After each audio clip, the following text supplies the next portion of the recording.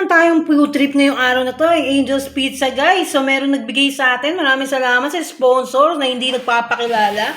So bigla-bigla na lang magme-message at magpapadala ng pizza dito guys.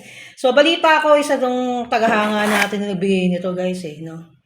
Na sobrang patay na patay daw sa akin guys, kaya pinadalan ako na Angel. Mala Angel daw kasi ako guys, no? Sa panaginip. So ito guys, yung ating Angel's Pizza all meat. So napansin ko lang bakit ganito Angel's Pizza. Bakit nung unang order namin talagang napakadaming meat. So bakit ngayon guys parang naiiba. Angel's Pizza, pakipaliwanag lang kung bakit nagkaganon. Oh, iba-iba guys, no, yung paglagay ng toppings nila, yung unang bili namin ng Angel's Pizza, as in talagang ano guys, talagang punong-puno ng paggamit yan. So, ewan ko lang kung bakit nagtitipid sila. Nagtaas na daw ang presyo nitong Angel's Pizza guys. Sobrang nagtaas na daw ng price ng Angel's Pizza. So, yan. So, amuin nga natin guys. Guys, ang bango. Meat na meat talaga guys, grabe. Ayan o. Sobrang init, sobrang... Ano guys, yan. Diba guys? Guys, grabe ang Angel's Pizza nito. Ano yan? So ito yung price niya guys, 660 na. Tumaas na yung price nila, 600 lang before. So ngayon tumaas. Ay! Guys. Guys.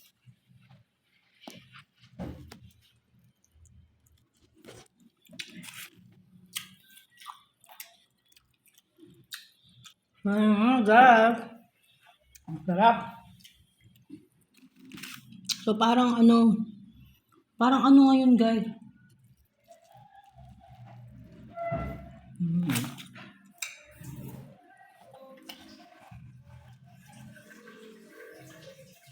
So guys, ito na, ganito na yung vlog ko. Grabe guys, sobrang ang dami ko na nakain ngayong araw na to guys. Busog na talaga ako. Sobrang busog ko na guys. Sarap.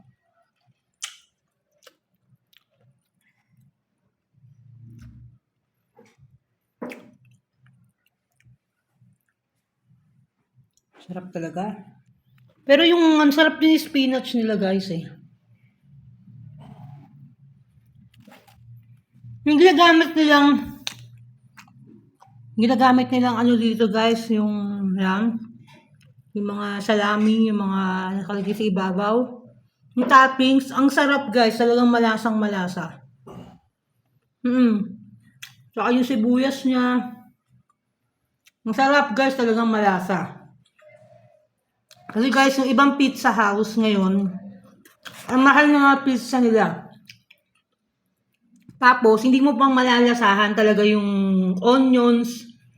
Tsaka asin talagang parang ang tabang. Kailangan mo pang maglagay ng hot sauce bago pa magkalasa yung mga pizza nila. So, dito sa Angel's Pizza, napapansin ko, kaya lang, medyo nababawasan nga yung toppings. Yun nga, di ba? Kasi the last time na bumili kami, as in punong-puno ng toppings yan, guys.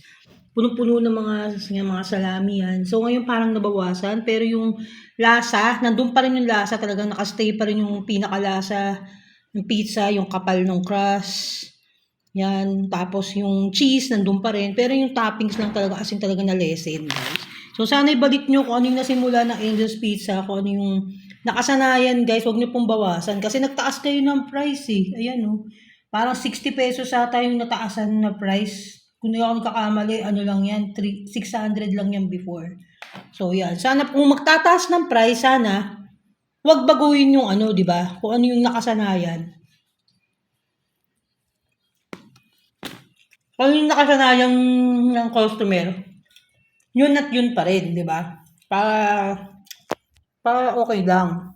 Yan. So, masarap naman yung lasa ng Angel's Pizza. So, ayun lang yung review ko, dito sa All Meat Angel's Pizza. So, sana gustuhan niyo ang vlog ni Amor Vlog sa Babu.